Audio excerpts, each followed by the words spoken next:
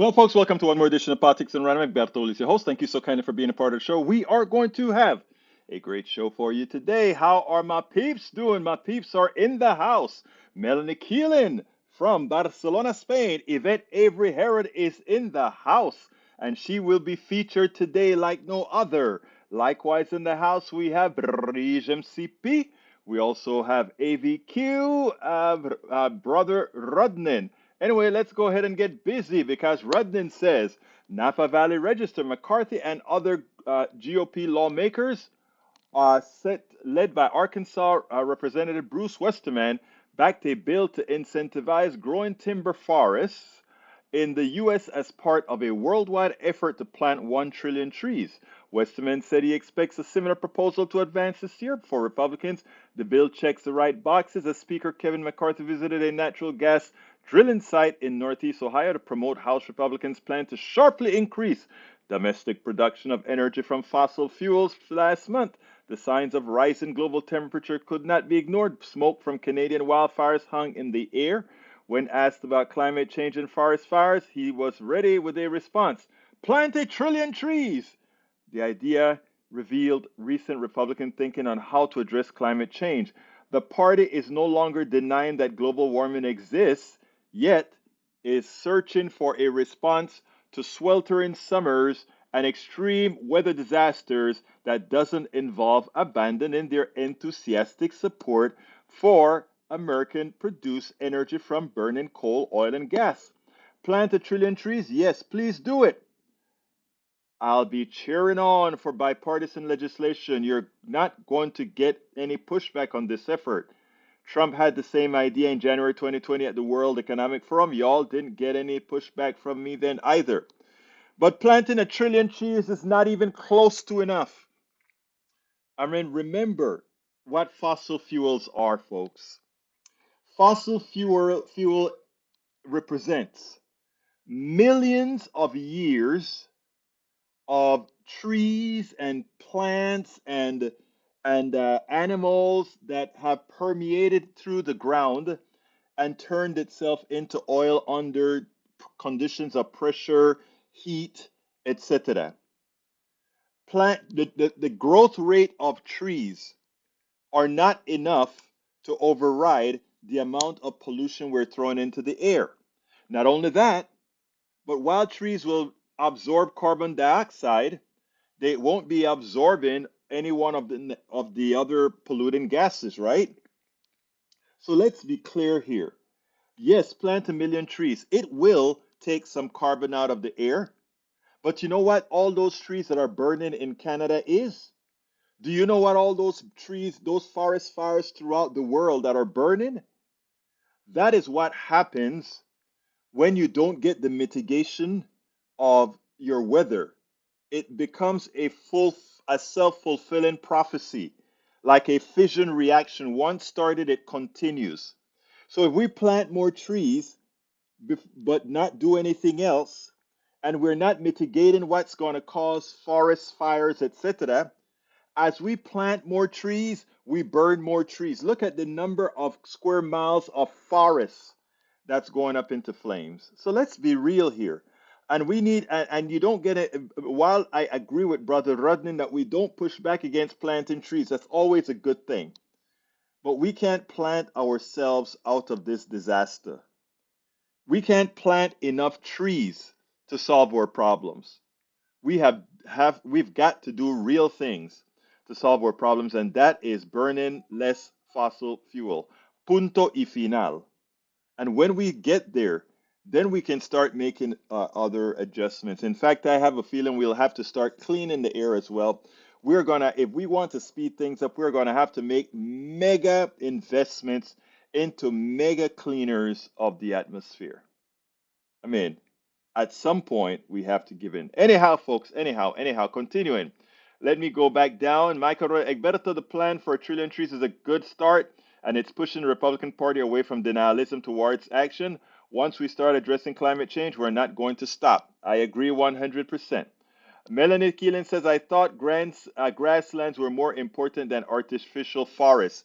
You know, I believe there is something to that, Melanie Keelan. that and that is because as well the growth rate of many grasses exceed that of what it takes a tree to turn itself into carbon. I read that years ago. I would have to reread it, but I understand that there's some truth to that. And it's yeah, again, it's a faster capture of carbon, if you will. Carl Cox is in the house. Spence is lying, a pile of crap. That's true. Who else we got in the house? Good evening from Maywood. He says, "How are we all doing on Monday?" We're all doing great. Today, our star of the show, our UPS Union Steward, uh, is going to be, well, she's in the house, but she gave a hell of an interview. We played this on KPFT in the Pacifica Network on air this morning at 6 o'clock. And Evette Avery Herrod, here we go again. I mean, have solidarity with UPS. Let's have solidarity with unions and the workers of America. So without further ado, I will shut my mouth and let's get started with Evette Avery Herrod. Welcome to another edition of Politics Done Right. I'm Egberto Willis, your host. Today we're honored to have Evette Avery. Evette is a working mother providing for her family. She has been a Teamsters Union Steward at UPS as well as an activist for workers' rights for several years. And Evette continues what she does best. As we know, there are issues with UPS right now that she's going to tell us about the strike that is impending, or maybe not. I don't know. Let's talk to the one who knows. Evette, welcome to Politics Done Right. How are you doing today? I'm good. How are you? Thanks for having me again. I am great. I mean, I was looking at some videos earlier in the week, and I saw that you were prepping all these different Teamsters and so forth. So, in case you guys strike, you guys hit the road running. Talk to me a little bit about, first of all, before we get into the specifics, what is it that you're doing to kind of gear the folks up? Well, right now we have been practice picketing. So here in Atlanta and all over the U.S., Teamsters at different locals have been going to different locations and having practice picketing, getting the members ready for the actual strike if it may occur. A lot of our members have never been through a strike, have never been involved with a picket line, so they're not aware of all of what you can and can't do, our do's and don'ts to striking. So they want to make sure that the members are aware and know what it is to actually participate in a strike if necessary. In other words, you're not going to give the corporation or the police officials any reason to mistreat your employees. You're going to make sure that they know what they need to do, what's within the law, and to ensure that they get what's best for them. That is correct. Very true. Now, I don't quite understand the issue here in this regards. UPS made over $13 billion in profits. Remember, that is money that you have made for the company, for those that are sitting on their butts as investors and executives.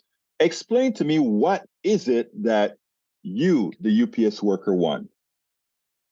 Well, utmost, we always want dignity and respect, but we want to share in the profits that we help create. We worked all the way through COVID, no COVID pay, no hazard pay. So we had to go to work every Hold on. day. Let me back up. I don't under. What do you mean that you didn't get hazard pay? Did UPS workers partake in the PPP that gave extra pay and time off, etc., to many Americans?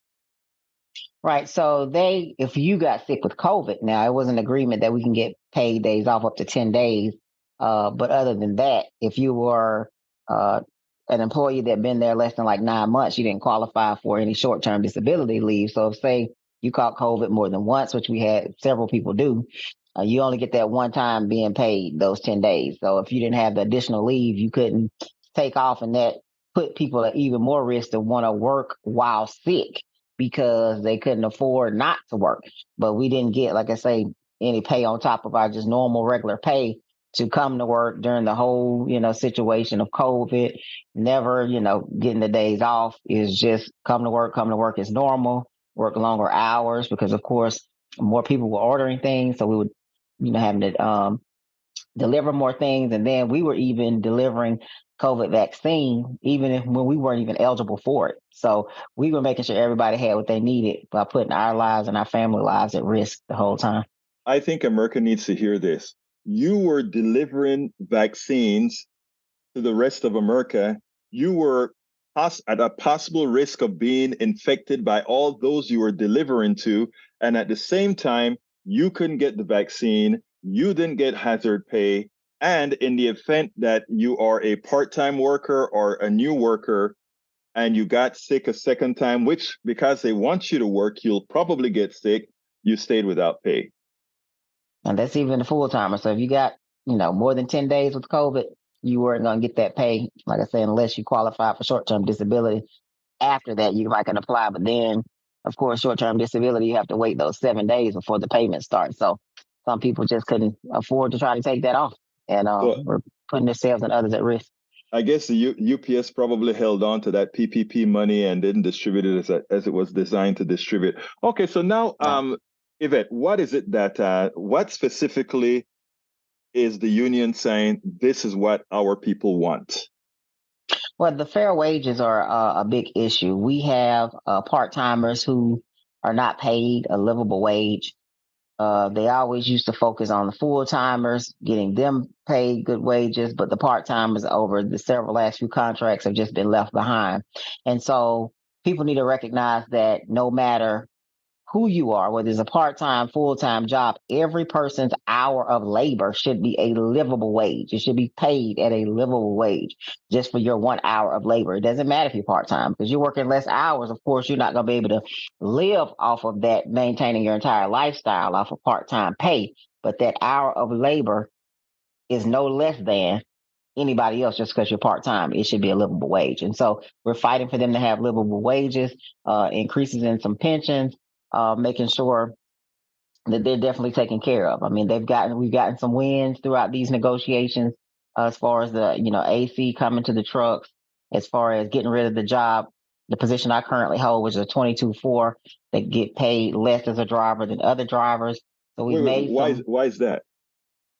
um, because a two-tier pay system was created the last contract.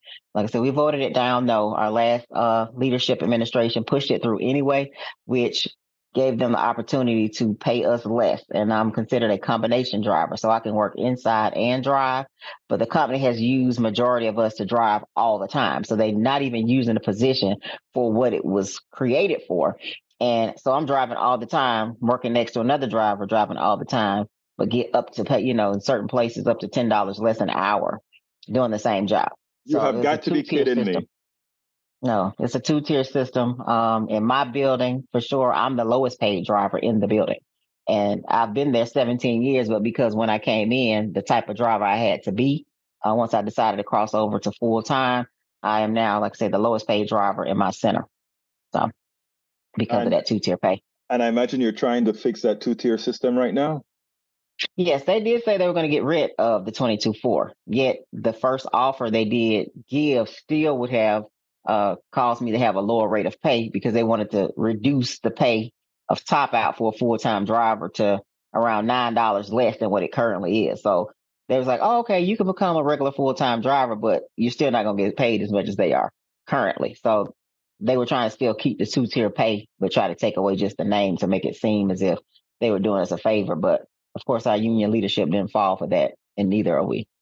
I think what it seems to me like what they're trying to do, if they're trying to keep the same name but a lower pay for those already there, is it means all the new hires will come in at the lower pay, is what they're Right. trying to do. Is that And correct? people, yeah.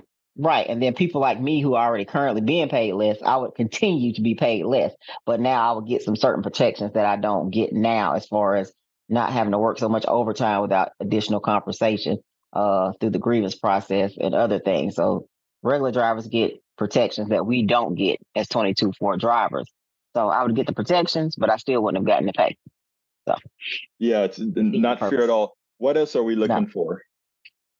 And of course, even with the increases, we were looking at getting better yearly increases, which they went to trying to give us 50 cents for an entire year, splitting it up into two pieces, 25 cents in February, 25 cents in Wait, are we August. saying 25 pennies? That's what we're Yes, talking. 25 pennies, a 1 quarter.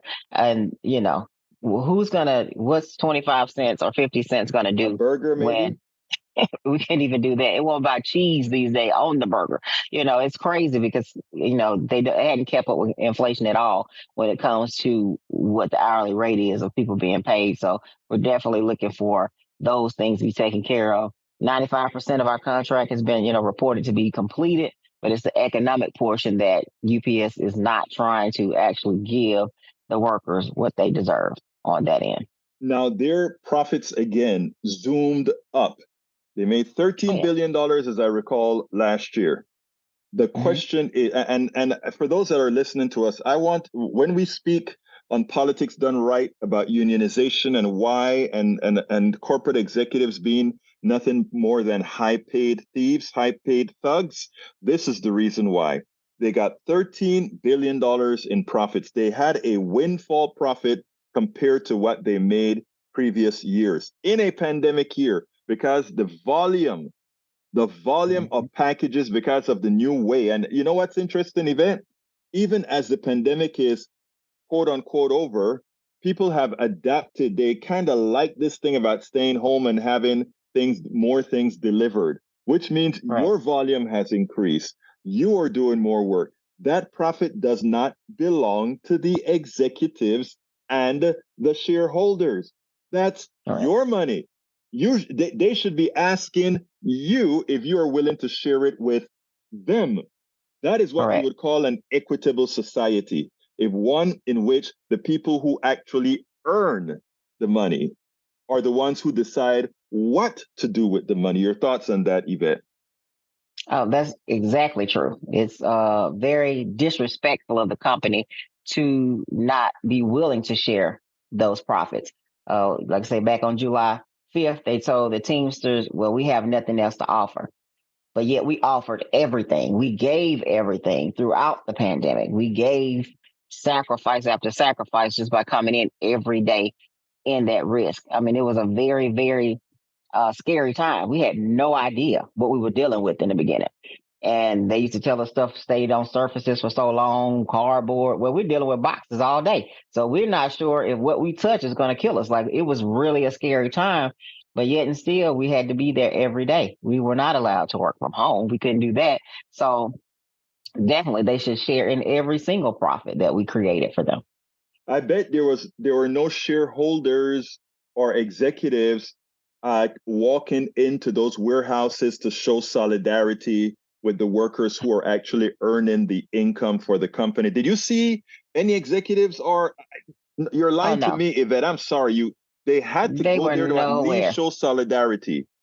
Nowhere near us. I'm sure, from my understanding, our CEO was away at her farm. I mean, we had people, they were not touched by this. They were away from it. They had the money and the comfortability to be at home and away from everything and conduct whatever meetings they wanted to on Zoom. And we couldn't do that. You can't Zoom a box to the house. So we had to come to work. It would have been nice if they would have came down and saw exactly what was going on, the unclean buildings, the lack of PPE that's being provided to the people. That type of stuff is what we were dealing with on top of the pandemic. So that's something they should have came to see, and maybe they would have understood a little bit more how much of a risk we took every day. I don't. Let me tell you. I think you may give them a bit too much credit into believing that they don't know what's going on, or that they Um, know why they didn't come to the warehouses. They know totally. they know all of that. But I think what it shows is that these people are psychopaths. They Mhm. like to look at the average American citizen like, oh, he doesn't want to come to work. Or no, I'm sorry. The average American citizen works. The average Right. executive and shareholders sit on their rear ends and accomplish very little for society. You are the ones that bring, I mean, those boxes that we were happy to see from whether it be from the grocery store, whether it be from Amazon, whether it be from wherever, you all kept our economy going. You all are Right. solely responsible for all the tier one workers, from cash registers to all the others. And that is why I think uh, what, and I don't think the mainstream media has done enough of this.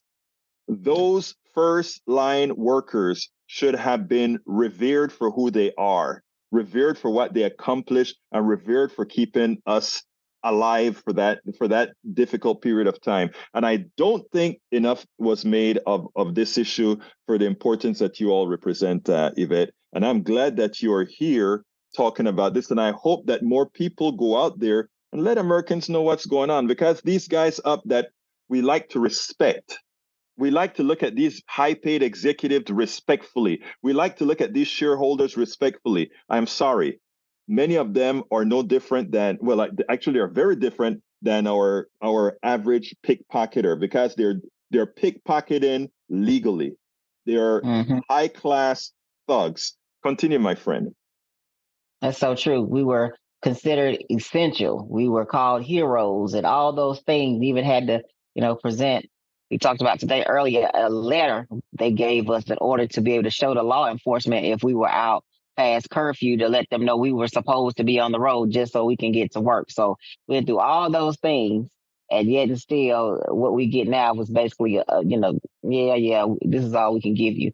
It makes no sense. And of course, like you said, they're very aware of what's going on, but they don't want to come inside those buildings and actually have to face the people that are doing this to call them out on it. Because if they come and see us, we will let them know what we're thinking. So, of course, they stay far, far away and won't dare, come around to see exactly what's going on in those buildings. So then, as I understand it, then the basic thing that you want is you want to get rid of a two-tier system. I don't know if you're going to get that this time around, but you ultimately want to get rid of a two-tier system. You want to ensure that you have air conditioning in these trucks. And I find it amazing, right? Climate change is on with us. The corporatocracy are some of the ones that are fighting solving the climate change problem, and still they don't want to give you things to keep you healthy in a bus. The constant heat puts stress on the body, reduces your lifespan for that excessive stress. So they have no problems harming you, if you will. What else? So it's air conditioning, equal pay, more pay that at least tracks inflation and above. And is there anything else that I'm missing that you want? Yeah, definitely less harassment. We had to strengthen our harassment language, making sure they're not stealing from our employees but through wage theft.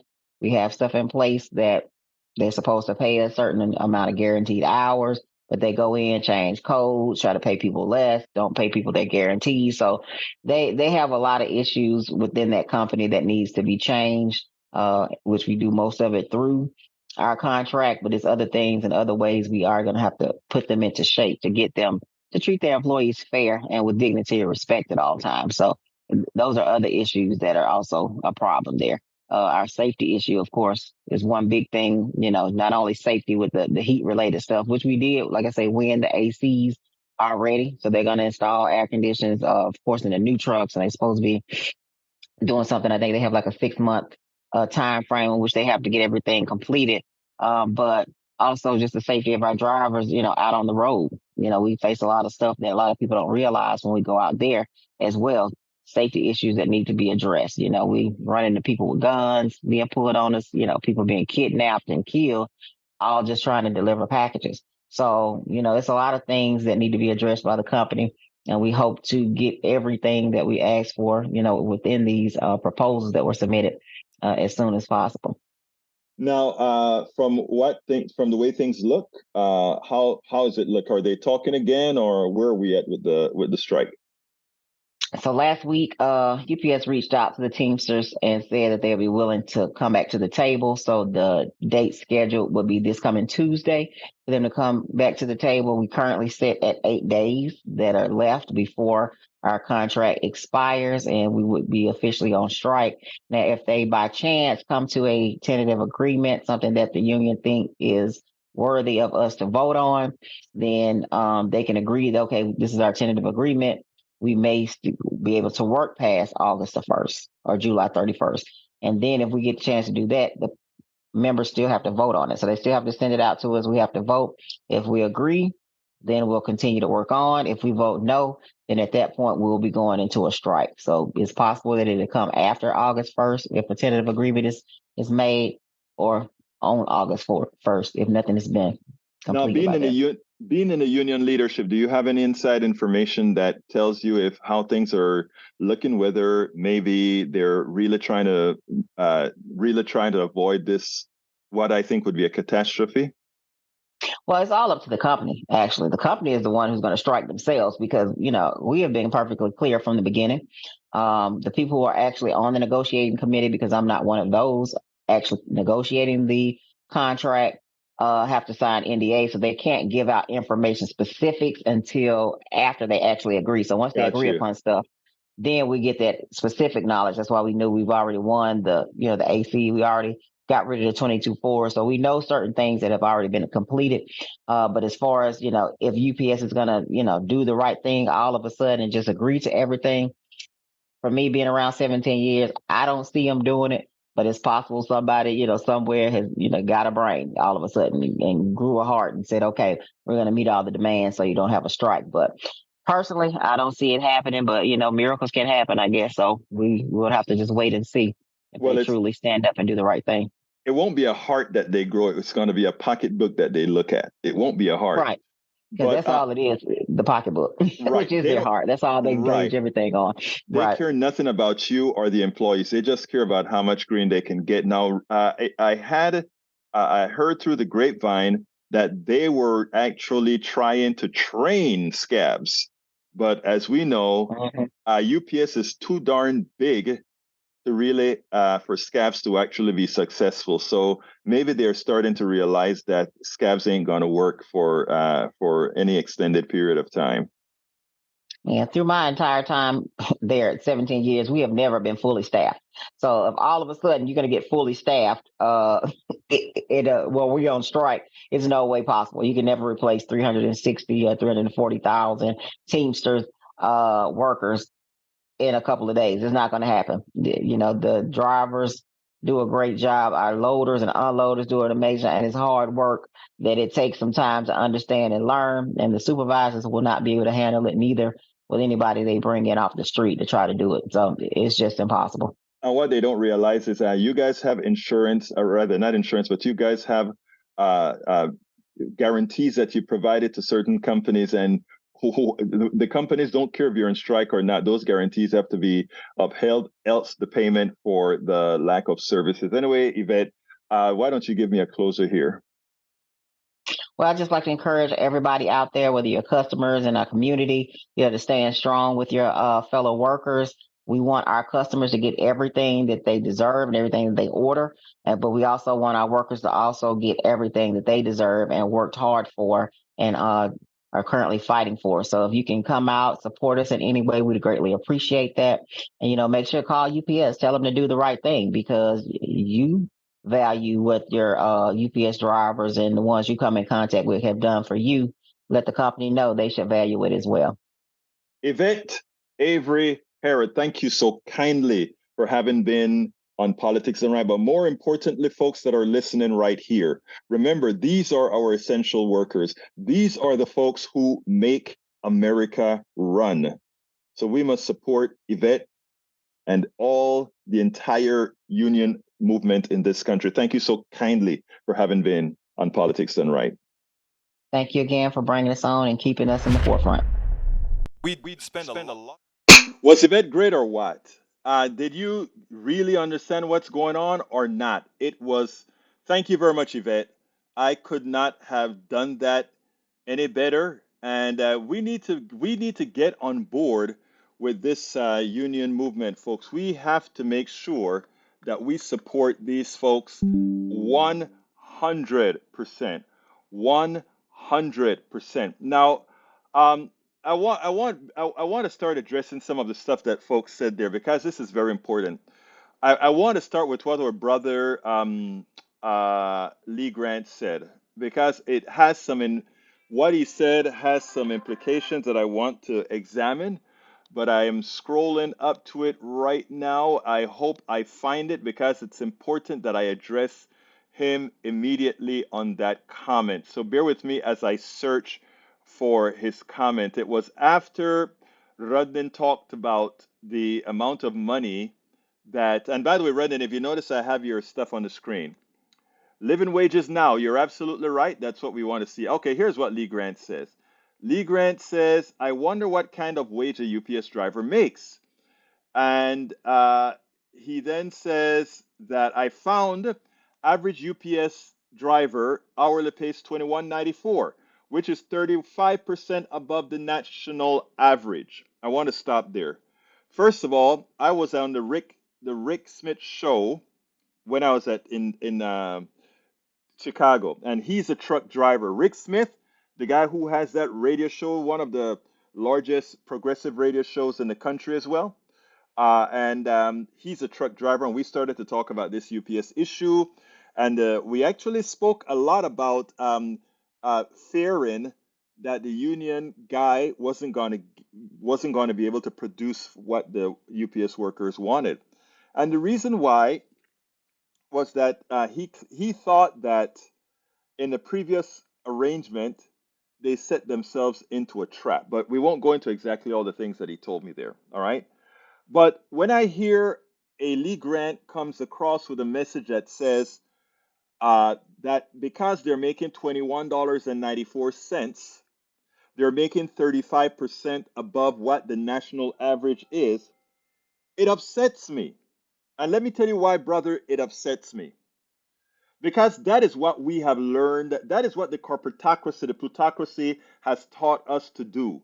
It has taught us to bottom feed. It has taught us to be crabs, that as others are crawling out of the filthy pail, instead of saying, hey guys, crawl out. I want you out. And remember, come back with a string to lift me out. We're saying, well, if I can't be up there with you making that salary, then why are you complaining? You're making 35% more than I do. But you know what? Whoever complains about what the executives and shareholders make for doing nothing, listen to what Evette said. When Evette talks about going out there and working during the pandemic, and the executives are at home sitting on their butts, and the shareholders are at their pool drinking their lemonade and eating their caviar, as those workers at the register, the nurses, and everybody else putting their lives at risk. But it doesn't only happen with pandemics. It happened with the heat. It happens with all the things that we go through. And we complain about because they make a good wage and want something that is even more equitable. We want to say, well, hell, you make 35% more than the rest of America. Well, no, the reality is all of that $13 billion excess profit that UPS made was not a penny of that was made by the shareholder. Not a penny of that was made by the executives. Evette made that money. Evette and her on all the other drivers. They are the ones with that increased traffic to deliver products to us. They made it. So, when we talk about makers and takers, let's remember who the makers are. The makers are the Evettes of the world. The takers are the executives and the shareholders. Don't dare forget that. And don't dare tell me that instead of lifting that person up that is down by 35%, it's not the UPS worker making 35% more than the average American. It's the average American being underpaid by more than 35%. You see, it's the framing that we use. It's the framing in which we look at things. Americans are underpaid. If you take a look at the productivity curve versus the wage curve, the productivity curve went through the roof and the wage curve stayed flat over the last 40 years. And guess what that means? The difference between the productivity curve and the wage curve is the excess profits that went to the corporations, the shareholders, the executives, and not you. But we are so busy pulling each other down that we can't see where the problems really lie. Evette, thank you so kindly for that interview. Let me continue reading these messages real quickly here. Lee Grant, I'm glad that most UPS drivers are paid above $20, but there's a subset of part-time drivers who are being grossly underpaid. But even the $20 is not enough for what a UPS driver does. All right. British MCP said UPS drivers do get paid well. It's the other things like the Evette, like what Evette is saying. It's right. Bridge also says, Michael Rudner Lee Grant, I'm glad that most UPS drivers are paid above $20 an hour. Let's see what else we got here. Bushno, hello, relatives from E2247. Welcome aboard E2247. Coming, as Yvette said, 17 years, and she is paid less than the other FT drivers because of the two-tier system. Eric Hayes says, postal workers make 35 to 53K, so is UPS in the same range, and would our government pay more? I tell you what, USPS and all of them deserve to make more than what they're making given the jobs that they're doing, okay? And by the way, the USPS, United States Postal Service, is a lot more efficient in the aggregate than the corporations because they don't have to pay shareholder profits, they don't shareholder dividends, and they don't have to pay executive pay. So again, by definition, the USPS is more profitable. And what is so sad is that somehow we think that there's something wrong with the USPS. Anyway, let's continue. Bree says, Evette Avery Herrod, are UPS drivers getting AC? I heard they were. Yes, they did that. Egberto, please ask her. Yes, they are. They are getting. They agreed on that particular one on the new trucks. I don't know about if they're. I don't think they're retrofitting the old trucks. Rudden says UPS drivers on track to get air-conditioned trucks for the first time. The package carrier reached a tentative deal with Teamsters leading to 340,000 employees to address long-standing heat-related concerns. Yes, so yeah, Yvette actually said that in the interview. Carl Cox says mainstream media is owned by mega rich. Thus they won't say anything about wage disparity in favor of mega rich. Exactly. Kudos to Yvette for bringing her perspective. Let me just correct that, Lee Grant. That is not her perspective. That is reality.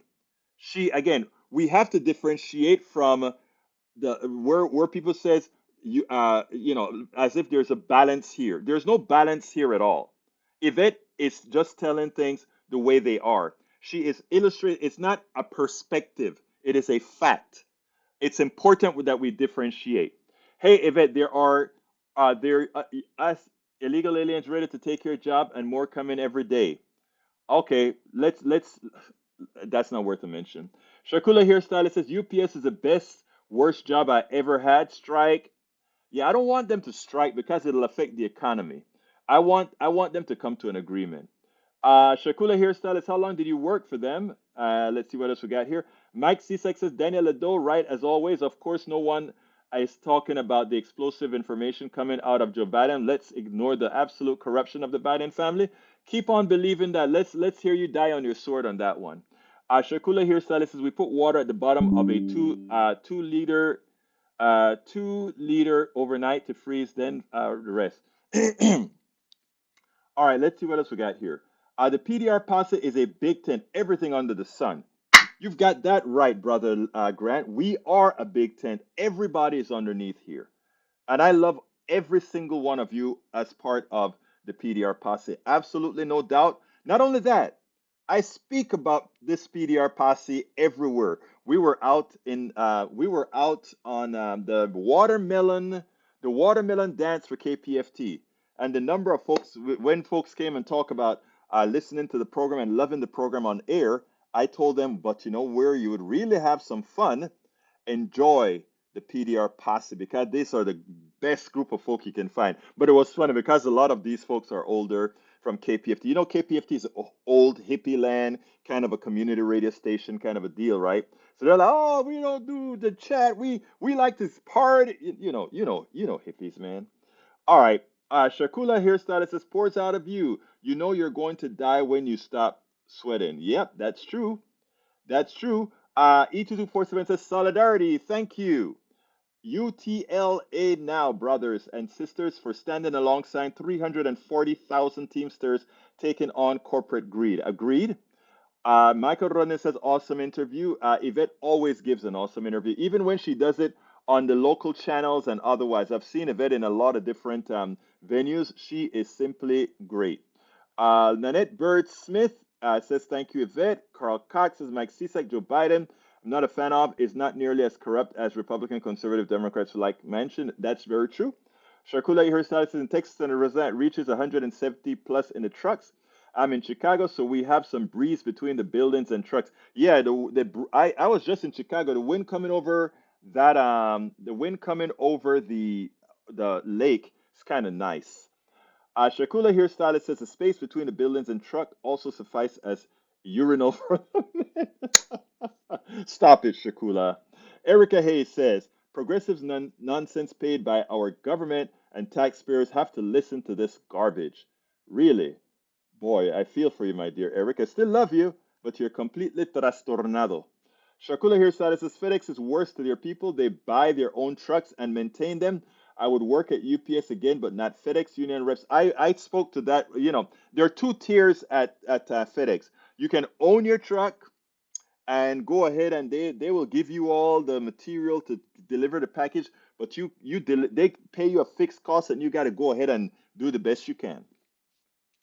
Eric Hayes says, work hard. Egberto, the management does do the deliveries. Also, their nurses fired for not getting the job done. Now, you call them essential. They are essential. Yes, they're essential. And by the way, the executives in general are completely overpaid. Again, I repeat, they do very little, period. They do very little. Lee Grant says, I just cited a statistic. The implication you make of this are your machinations, not mine. No, you said something right. I see what you're saying. You gave me, you know what? Actually, Lee Grant, you're right. I Lee Grant, I apologize. I just get what you're saying. I apologize because I say that because you gave the stats, I I attributed a sentiment that I hear by many who complain that UPS folks should be happy given that they make so much more above the national average. Lee Grant, you called me out. I give it to you, brother. You're absolutely right. Yeah, yeah, you're right. All you gave was a stat. You're absolutely right, sir. Apologies.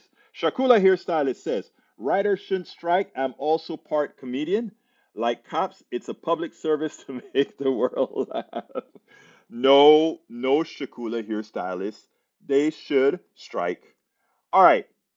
Egberto, the UPS driver is not using their car or gas, are they? I see some Amazon workers use their own cars too. Why? Again, Amazon creates from what some of the drivers told me, it was a test case. What happens is this: if you are driving home on 290 and you're passing the Amazon building or whatever, you can sign up for a service where if you're in the vicinity, you can sign up to go pick up some packages and go deliver it for Amazon. They're trying all kinds of different ways to do these things. And the honest truth about it is, I am not complaining about Amazon trying innovative ways on deliveries, whether it's using third parties, etc. What I'm saying is where we have the organized truckers or that sort of a stuff, we you know the laissez-faire Uber stuff isn't going to work for reliable delivery because again, it is laissez-faire. It works. That's why Uber doesn't work when there are big rushes or whatever, because there's no planning per se. There's this stuff about let the market decide. Well, the market can only decide if you actually have supply. But that's another market. That's another subject that I don't want to go into right now. Michael Ron Egberto, the average wage in the United States is $19 per hour, according to Zip Recruiter, which is below living wages. Okay, I'll put that on the screen. Let's see. All right, I can't get it on screen quite yet, but anyhow, let me continue. The cost of brown paint is killing UPS. They use it on everything. What they need to do is use white paint. It reflects, it would make the trucks less hot. They could put white paint on the trucks and just put the brown logo, right? All right, let's continue. Let's continue. Let's continue. Shakula says, I fell backward and split my head open in 2001, moving a 180-pound cylinder at UPS, and the boss said it's fine, it's just a scratch. You know that the head bleeds a lot. Go back to work. I mean, that's a shame, but I believe you 100%. What else have we got here? What else have we got here? Para ver. Michael says, need an alternate for that image. What image is that? Let's go ahead and copy the link, and I'm going to try to get it on the screen for you, Michael. It's just that because I'm in a different location right now, I don't have the great access that I have from that monster computer in the studio. So it's a lot more difficult to get things done, but I think that is what you want to see. And whatever my peeps ask, if I can provide, they get it. If I can provide, they get it. All right, there we go. Oops, I fired off something that I shouldn't have fired off, but there we go. All right, let's go ahead and close that down. Bear with me as I score away a few things here. Looks like that's not going to close down anytime soon. So let's continue. I have another video to show you. This is Governor Inslee. Okay, this is Governor Inslee, what he had to say. I think you guys are going to find this quite a bit amusing, but also important. So let's go ahead and listen to what Brother Inslee had to say. And by the way, Inslee is a governor that I had a problem with at one of the Netroots. He had a very racist guy that worked for him. And, even though we had arranged an interview and everything, and the table next to me, which is the other radio station, arranged an interview. Well, anyway, that's another story. Let's go ahead and play the video, and we'll take it on the other side. Could not agree more with Washington Governor Jay Inslee. I want you to listen to this, and then let's take it on the other side, because in effect, he's saying, no, we can't wait, and we have to stop hyperventilating about those who continue to affect progress. Check this out. We'll take it on the other side.